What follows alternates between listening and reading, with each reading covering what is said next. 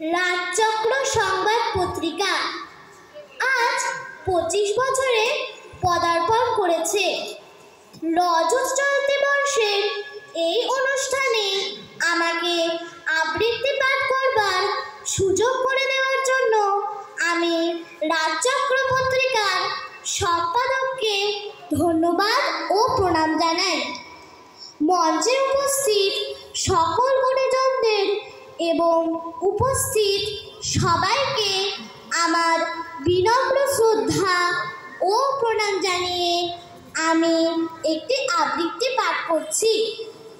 কবিগুরু রবীন্দ্রনাথ ঠাকুরের পরিশেষ কাব্যগ্রন্থের কবিতা প্রশ্ন।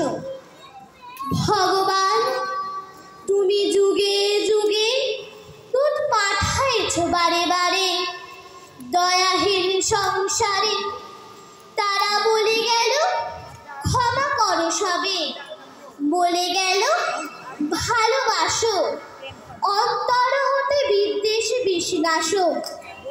বরণীয় তারা স্মরণীয় তারা তবুও বাহির দ্বারে, আজি দুর্দিনে ফিরানো তাদের ব্যর্থ নমস্কারে। আমি যে দেখেছি গোপন হিংসা কপট রাত্রি ছায় হেরেছে নিঃসহায়, আমি যে দেখেছি প্রতিকারহীন শক্তের অপরাধে বিচারের বাণী নীরবে নিভৃতে কাঁদে। আমি যে দেখিনু তরুণ বালক উন্মাদ হয়ে ছুটে কি যন্ত্রণায় মরেছে পাথরে নিষ্ফল মাথা কোটে। কণ্ঠ আমার রুদ্ধ আজকে বাসি সঙ্গীত হারা, অমাবস্যার কারা লুপ্ত করেছে আমার ভুবন দুঃস্বপনের তলে। তাই তো তোমায় সুধায় অশ্রু জলে, যাহারা তোমার বিষাইছে বায়ু নিভাইছে তব আলো। তুমি কি তাদের ক্ষমা করিয়াছ? তুমি কি বেসেছ ভালো? নমস্কার।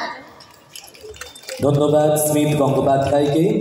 স্মিত আমাদের চন্দ্রনাথ চট্টোপাধ্যায়ের সুযোগ্য নাতি, তাকে স্মারক প্রদান করছেন। এই মুহূর্তে মঞ্চে সুন্দর আবৃত্তি পরিবেশন করেছেন।